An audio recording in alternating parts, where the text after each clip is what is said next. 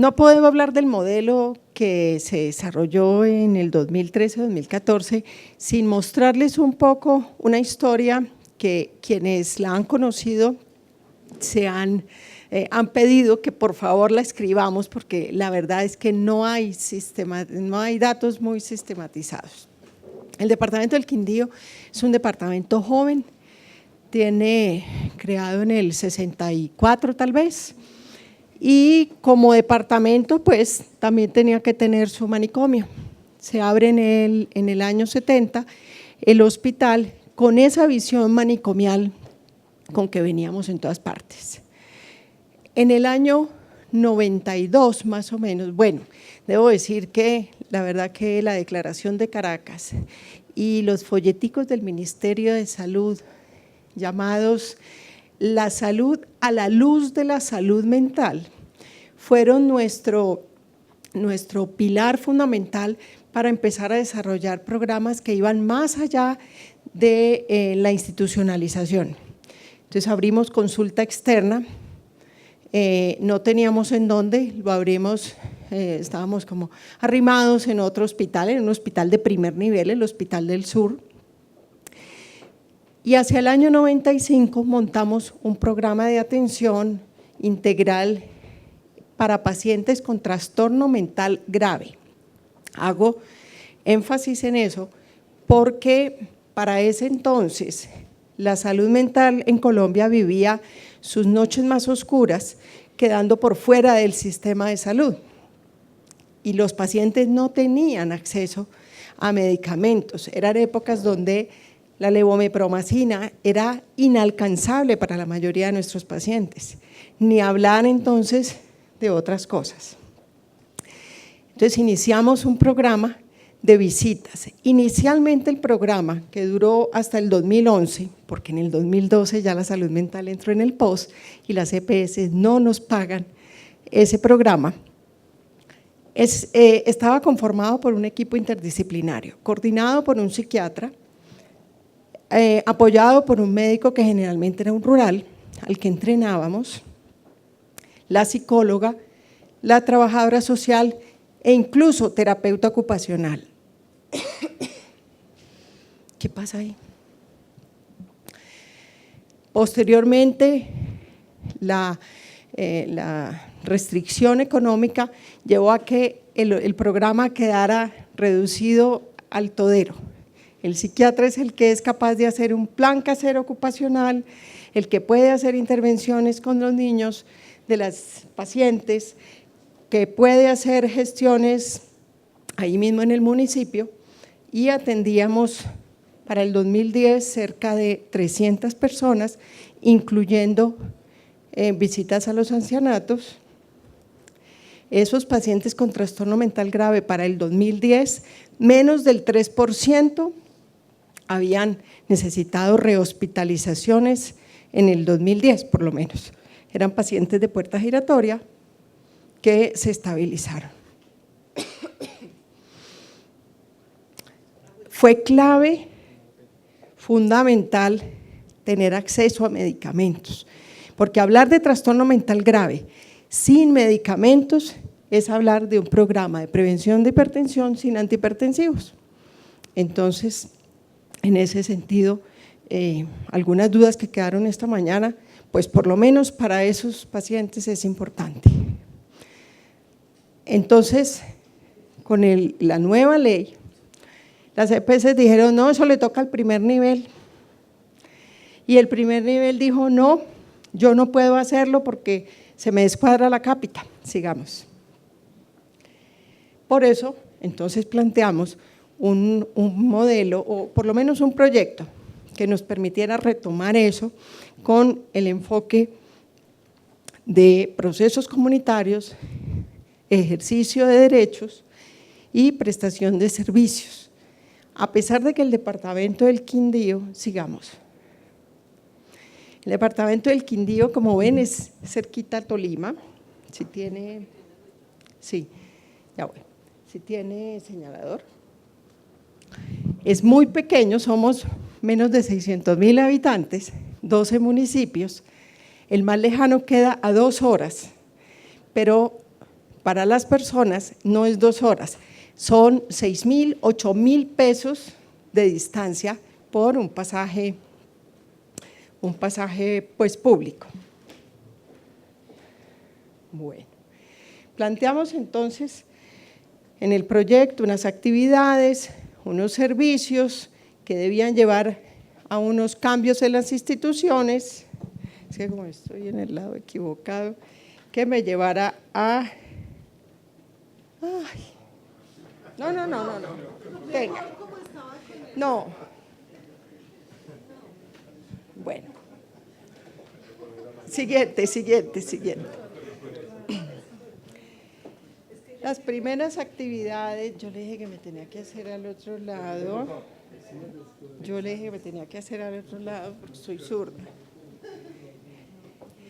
Las actividades empezaron por la estructuración de los equipos, el talento humano, mirar la parte de suministros, sistemas de información y los procesos de calidad. Sigamos.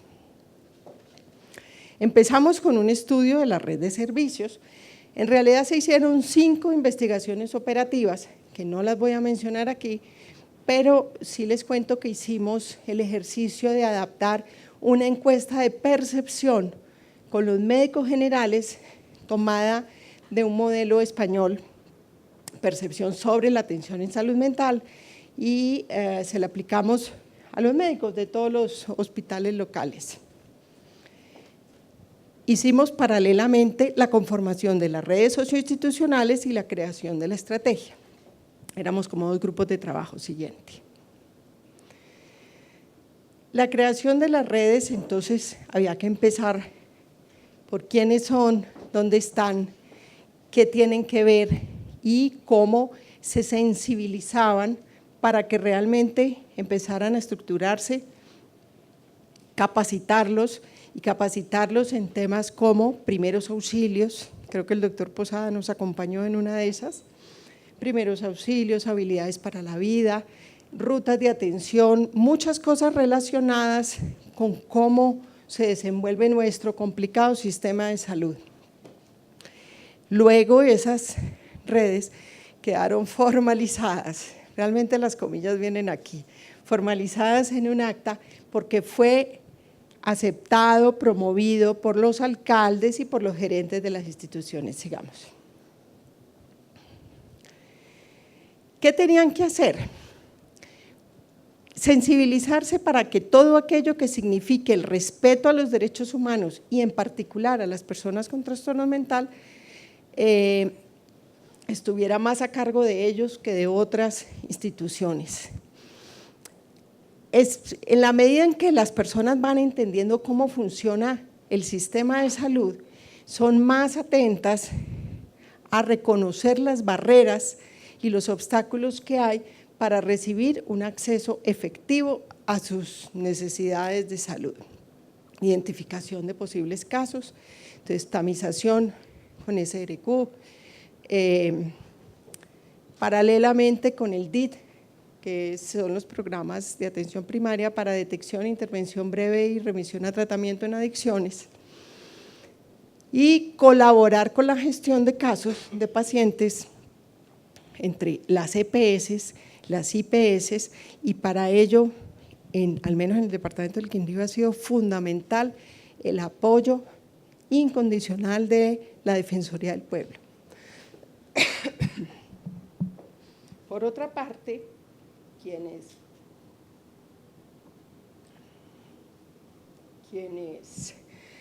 en la creación de la estrategia, ¿cómo se iba a hacer eso?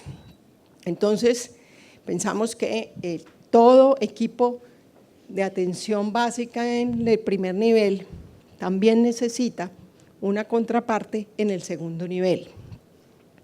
Ese equipo, llamado equipo de enlace, tiene que tener estas características, así lo describimos. No puede ser un equipo solamente por un grupo de profesiones, debe tener experiencia en atención clínica, porque si no, ¿cómo orienta a los médicos, cómo orienta a las enfermeras con un conocimiento previo de la comunidad donde va a trabajar? Actitud disponible para trabajar en el campo, porque la siguiente fase consistía en salir a hacer asistencias compartidas en los diferentes municipios y una mínima estabilidad en el hospital, porque no podíamos tener un equipo que fuera rotando dentro de 6 meses. Siguiente. ¿Qué tenía que hacer el equipo? El equipo del hospital. Garantizar ese manejo integral del paciente, evaluar y ajustar los tratamientos de los que ya habían egresado o que de alguna manera habían entrado en contacto con el segundo nivel, analizar casos con los equipos de salud mental del primer nivel y hacer la capacitación continua de estas personas, digamos. Hacerle seguimiento a los riesgos desde el enfoque biopsicosocial, ¿sí? Lo que tiene que ver con si eran menores la escolarización o la mamá con patología que tiene sus hijos y no tiene con qué escolarizarlos, o si está teniendo problemas de acceso por alguna otra razón. La otra tarea era con esos equipos o esas redes socioinstitucionales coordinar diferentes acciones e intervenciones que le dieran un valor agregado a este modelo más allá de lo que era facturable o no facturable. Y dentro del modelo de gerenciamiento del riesgo, como herramienta, montamos entonces una metodología con ciclo de PHBA para mirar cómo íbamos evaluando lo que teníamos, digamos. La educación que hicimos a los equipos básicos, una vez que se sensibilizaron y que estaban dispuestos, etcétera, la hicimos con la guía MHGAP. Decidimos hacerlo con la guía y no con las herramientas que nos había dado el ministerio un par de años atrás, cuando el ministerio montó también un modelo para capacitar en atención primaria, porque había generado muchos malentendidos, creo yo. Y entonces se había creado había generado el escozor como que el ministerio iba a formar psiquiatras chiquitos. Y no, sí, eso pasó. Entonces, pues, ¿para qué inventarse el agua tibia que ya existe? Hicimos la sensibilización también en los conceptos fundamentales de atención primaria, porque es que en los últimos 20 años eso se olvidó de las cátedras, se olvidó de quienes practican la medicina, la enfermería, mucho menos la psicología, etcétera. Entonces había que retomar todos estos temas y uno que nos pareció fundamental, y es que precisamente como la salud mental nunca estuvo en el POS, los médicos de los últimos 20 años no saben ni siquiera usar la guía CIE 10, ni hablar las enfermeras y mucho menos las psicólogas o los psicólogos, sigamos. ¿Cómo lo íbamos a hacer? Nos sentamos 6 psiquiatras con más de 10 años de experiencia, revisamos las tendencias de los RIP que teníamos, tanto del hospital mental como de la clínica privada, y empezamos a mirar la priorización de patologías en las que nos íbamos a centrar. Eran estas, ¿sí? Ustedes ven que ahí no está adicciones, a pesar de que es el principal problema del departamento, pero no está porque adicciones, todo el tema de reducción de daños, se ha ido fortaleciendo desde el 2008 con la política, con un plan especial, y de hecho el departamento en este momento tiene un programa de atención ambulatorio de sustitución con metadona en el primer nivel y 2 en la mediana complejidad. Pero metimos déficit de atención e hiperactividad porque es uno de los principales factores de riesgo para consumo problemático en adolescencia. Entonces, esto era la manera más lógica de abordar el tema de adicciones, no desde la atención para la superación, sino intentar trabajar con estos nuestros jóvenes de hoy con problemas de adicción. muchos fueron niños con déficit de atención y otros trastornos de conducta que jamás fueron ni diagnosticados ni mucho menos tratados.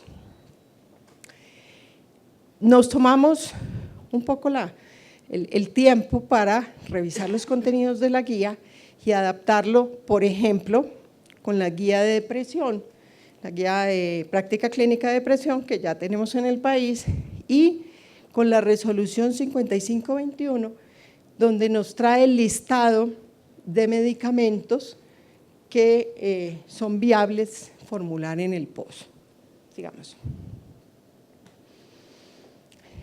Para los talleres, que para muchos son temas un poco pesados, se vuelven muy teóricos, lo que hicimos fue una tarea previa de vía electrónica, vía internet, ir desarrollando con ellos un poco la parte teórica y que todos llevaran casos propios, casos de sus consultas, de sus hospitales, para discutirlos, no solamente en el manejo de las intervenciones psicosociales, sino también con el manejo farmacológico y sobre todo la gestión que hay que hacer dentro de las rutas de atención en cada municipio.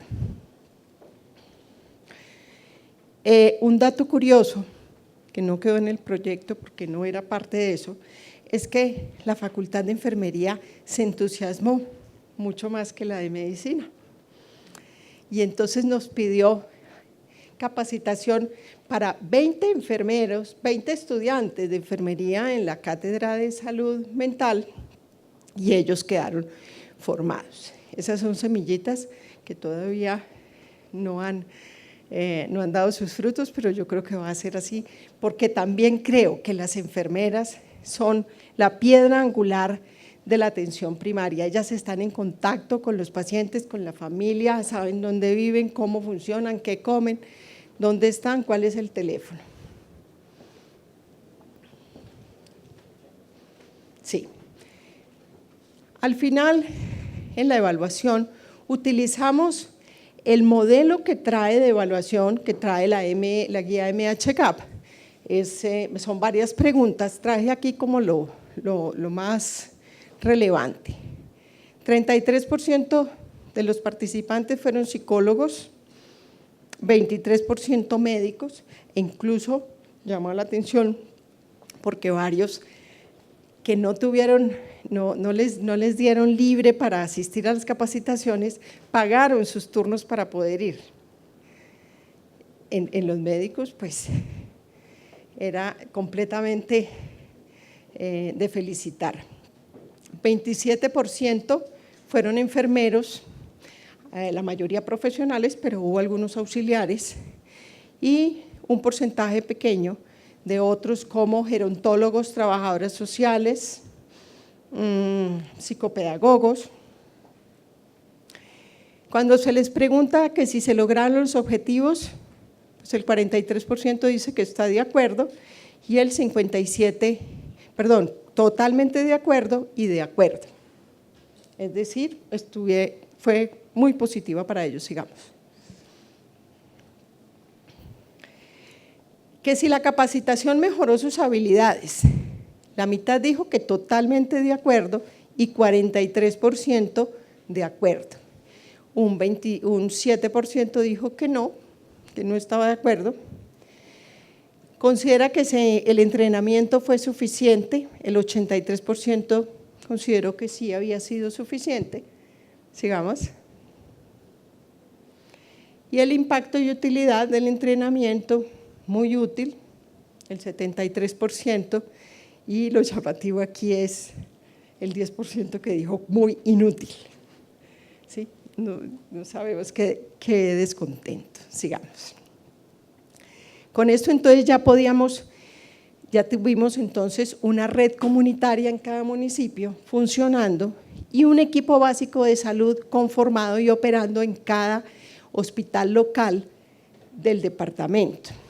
El equipo de enlace entonces empezó a hacer su otra tarea, que era la asistencia compartida. Sigamos. Este es como el resumen del modelo. El tema de quién paga qué es como una de las grandes dudas. Entonces, aquí, con plata de salud pública y de los programas de las EPS, ¿sí?, lo que llamamos PIC y PID, ellos deben encargarse de hacer caracterización, tamizaje, canalizar a la baja complejidad, hacer el seguimiento y la rehabilitación basada en la comunidad. Para ello entonces estaban todos centros educativos, comisarías de familia, que es otro grupo muy sensible al tema de salud mental y que vive sediento de capacitación, de entrenamiento, de aprender. La mayoría están manejados por abogados que no conocen del sistema. Este es un grupo bastante que puede dinamizar muchísimo. Aquí estaba el personal, los equipos básicos, y el equipo de enlace del hospital lo pusimos acá, porque es el que transversalmente está en todo el tema de transmisión de conocimientos, de asesoría, de orientación, de intervención, y eso se hace de la mano con los planes, con los referentes de salud mental y psicoactivas que hay en el departamento. El ciclo de atención entonces empieza por la caracterización, todo esto que les dije que era de PIC, y nosotros aquí, porque a los médicos se les pregunta que si los 10 minutos les alcanza, y definitivamente no, cualquiera puede decir que de pronto con entrenamiento y experiencia, pero se limita a hacer copy-paste y reformulación. Para evaluar y diagnosticar, pensábamos que 30 minutos podía ser en general el tiempo de los médicos, y decíamos, bueno, no, pero ninguna EPS ni ninguna IPS nos va a aceptar eso. Cuando hicimos todo el ejercicio de costos, eso es un costo que no tiene mayor impacto sobre el tratamiento pues anual. La asistencia compartida, que hay código CUP, estos son los códigos CUPS, ¿sí? Seguimiento de casos, también con este código. Pensamos que telemedicina podía ser, el departamento del Quindío, todos los departamentos tienen red, todos están interconectados. Oh sorpresa, están conectados la parte administrativa, pero los médicos no tienen acceso a hacer una consulta, hacernos a Hospital Mental una consulta por vía internet, casi que ni por teléfono. Puede que las redes en otro sentido funcionen, pero en esto no, y entonces hacerles asesoría virtual o telemedicina, incluso que tuvieran, no, pues si no tienen internet menos Skype. Entonces la intención nos quedó ahí, sigamos. Costeamos para las patologías que ya les dije, depresión, trastorno afectivo bipolar, porque el eje cafetero es extremadamente enfermo de trastorno bipolar, eso tiene historias desde la colonia, trastornos ansiosos y el déficit de atención. Para hacer la matriz de costo tomamos la herramienta llamada H15W, y pues me parece, pero mira, póngale la vínculo en el hipervínculo en costear. Y para cada patología nos sale entonces los costos, los qué, quién, dónde, cuándo, cómo, de cada una de esas actividades que les mencioné inicialmente. Llegamos a la conclusión de que el problema crítico es medicamentos. Eso es lo que hace la diferencia, tanto en costos como en accesibilidad. ¿Por qué? Porque si yo tengo una persona que tiene que ir por un antidepresivo y le cuesta 8.000 pesos el transporte, porque la EPS no suelta sus farmacias, porque en nuestro departamento, bueno, en el país pasa eso, las EPS tienen su negocio de las farmacias quieto y amarrado, entonces no hacíamos nada. ¿Para qué sube el psiquiatra? ¿Para qué entrenamos? ¿Para qué le decimos a la jefe que haga un grupito de ejercicios con las depresivas del pueblo? Si igual le va a tocar bajar y no va a tener con qué. Sigamos. La intención ha sido esta: mejorar la toma de decisiones, la capacidad de cada municipio y departamento, garantizar la continuidad de la atención. Paciente que sale de la mediana complejidad queda suelto, nadie se acuerda de él hasta la siguiente hospitalización, o en el peor de los casos, cuando nos llega como inimputable, porque la enfermedad mental no le prestaron atención, no tuvo acceso a tratamiento. Y canalizarla a redes sociales y de apoyo, sigamos. ¿Qué expectativas consideró la gente de los municipios? Que se conformaron estos equipos que no existían y no los percibían como necesario, y empiezan a decir, hola, sí, tenemos que trabajar en equipo. La comunicación interinstitucional para la gestión de casos. Ya se dan cuenta que al otro lado de la red hay alguien que le puede ayudar a resolver el problema. No necesariamente hay que esperar el papel de la remisión.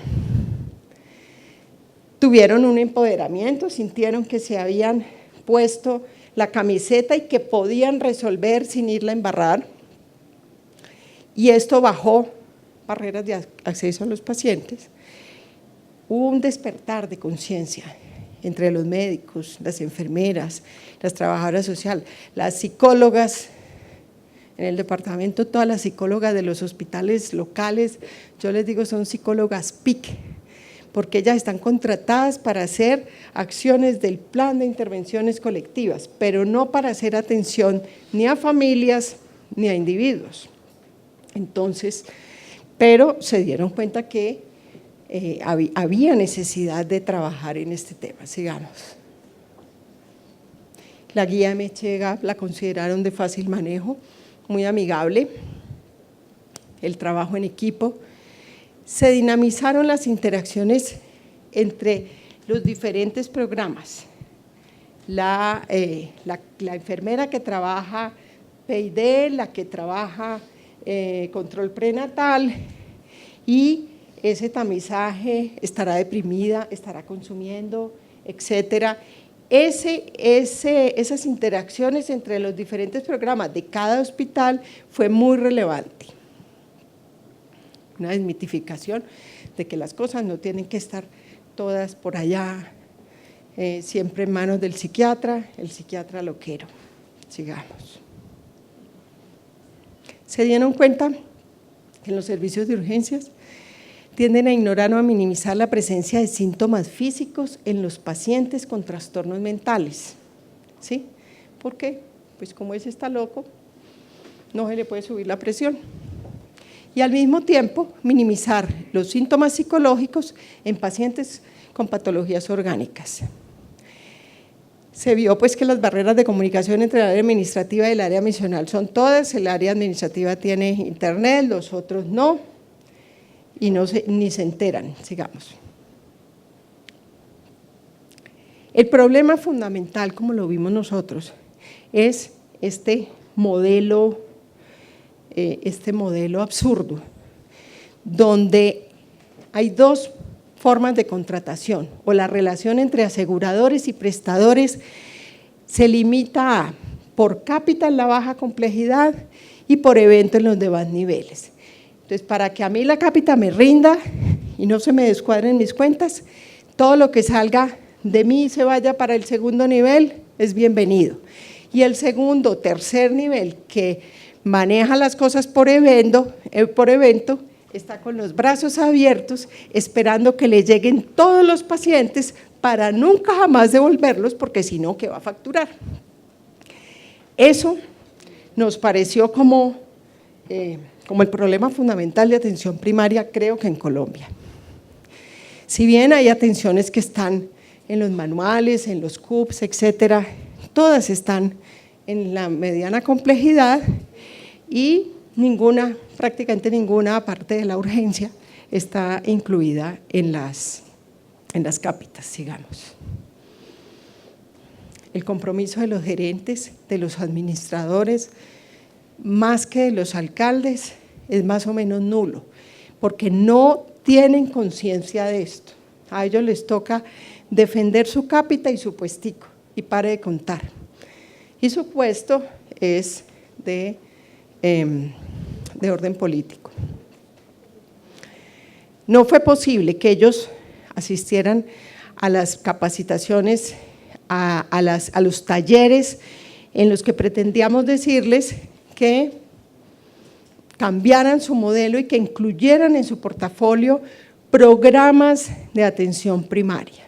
Sin embargo, las EPS parecen estar muy interesadas en que eso sí se haga, porque al decir de las subsidiadas al menos, tienen disparados los costos en un 110, 120% en salud mental. Sigamos. Y la altísima rotación del recurso humano, que ya lo hemos dicho, y hace que pareciera que el esfuerzo se pierde del tacazo, porque cuando uno vuelve todos están cambiados. Sigamos. Bueno, la idea con la atención primaria es que lleguemos a una transformación en la calidad de vida, por lo menos en la evitabilidad y en la superación de inequidades.